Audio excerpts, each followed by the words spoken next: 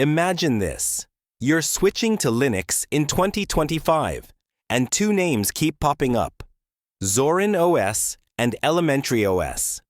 Both look beautiful, both are beginner-friendly, and both promise a smooth escape from Windows or macOS.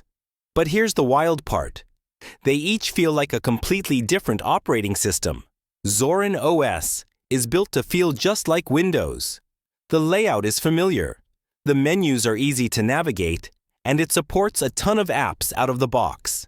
It's perfect if you're coming from Windows and want the transition to be painless. The catch? It's heavier, and some of the premium features sit behind the Pro version Elementary OS. On the other hand, feels exactly like macOS. Clean, minimal, and insanely polished. It's distraction-free and beautiful, but it's more opinionated, meaning customization is limited unless you're willing to tweak under the hood. So here's the reality.